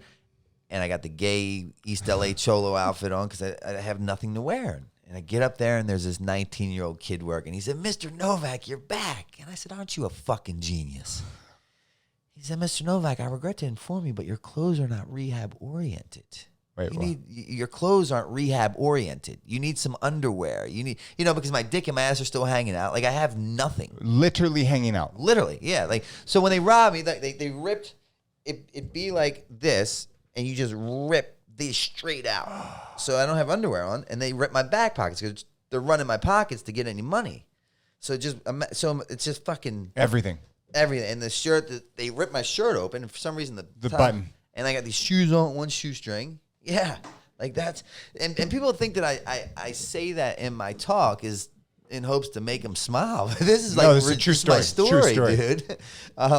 And so I walk up and this kid, he's so happy, he's smiling, and I want to fucking knock his head off because it had been a long time since I had smiled or found a reason to laugh about anything. And if anyone did that in my area, I took it personally and felt offended.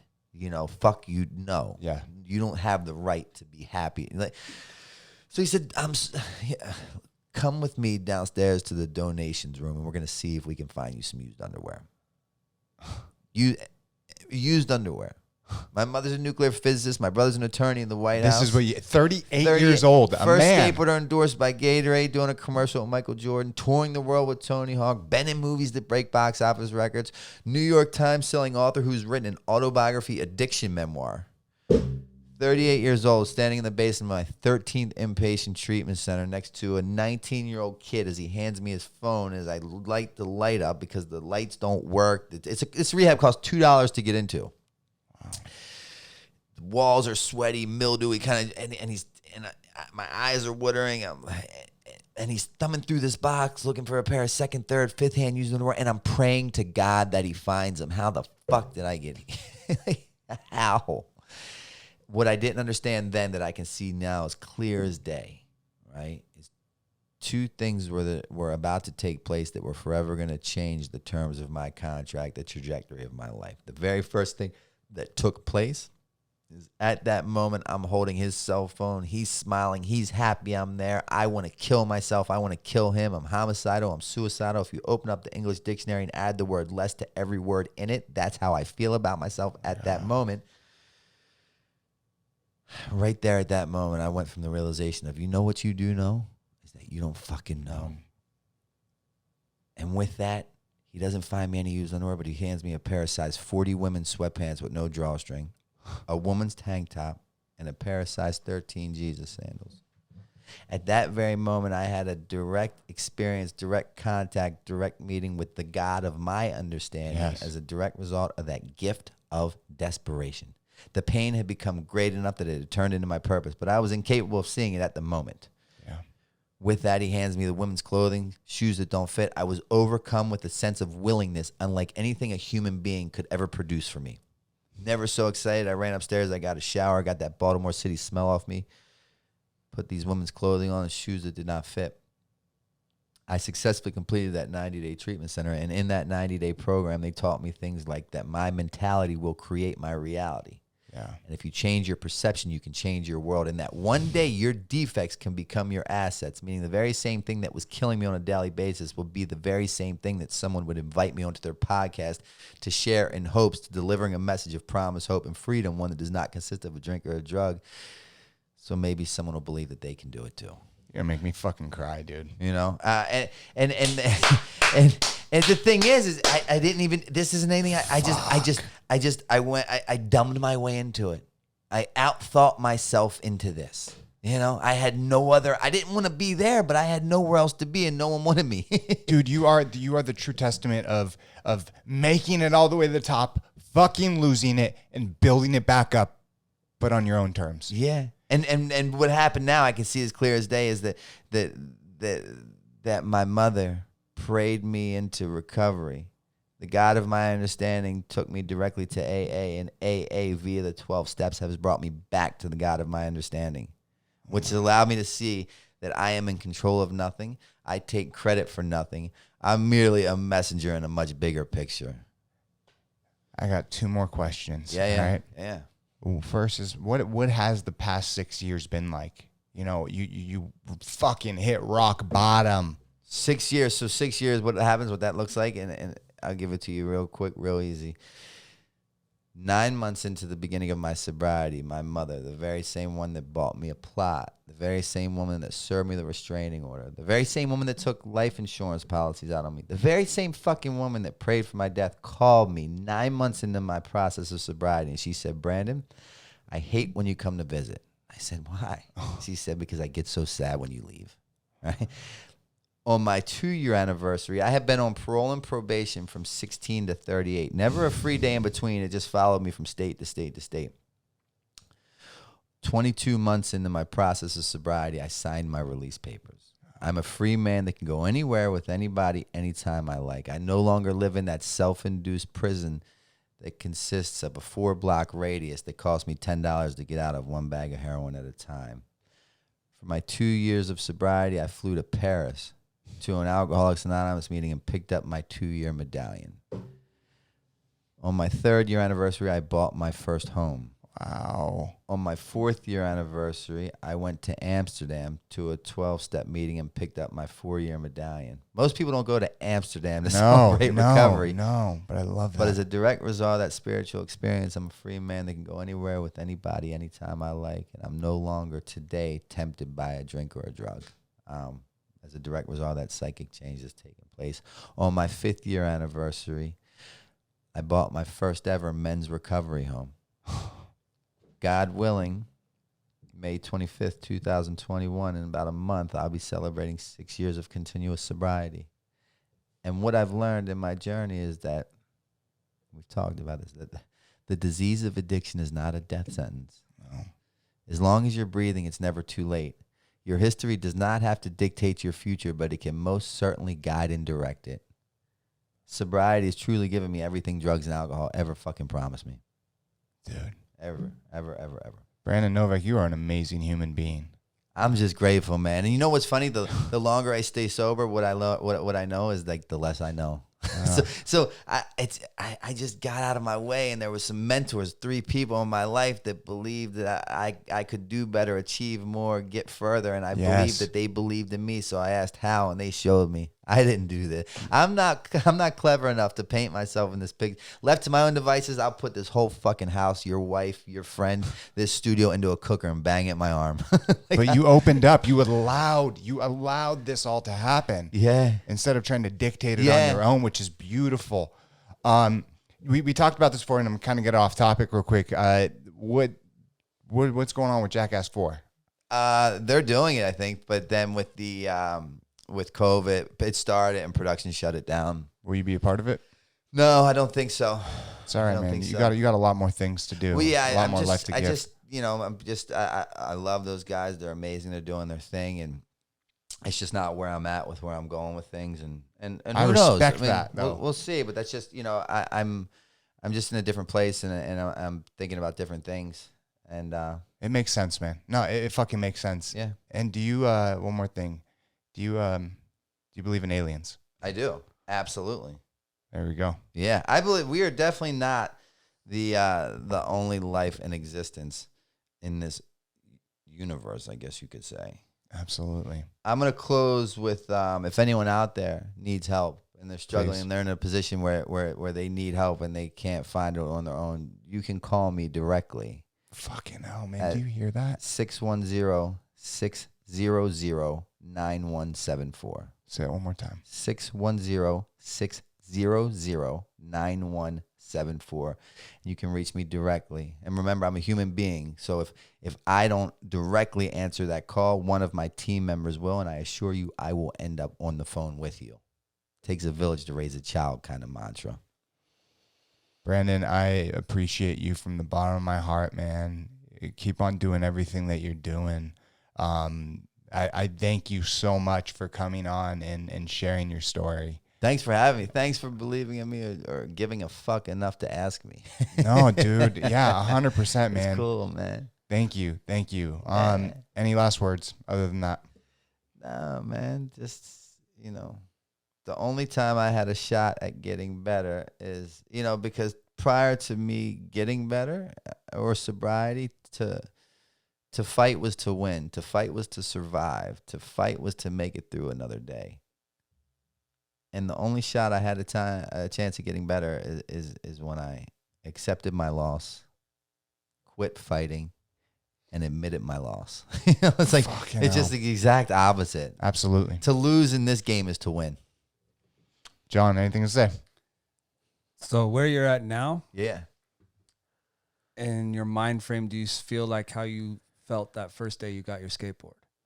I do. I did more so in the beginning. And that's the funny thing about life, man. The longer I stay sober, the easier it is for me to forget the beauty in things, right? Because I've started to acquire a lot of things. I've become a busy man. My time is like very spread thin.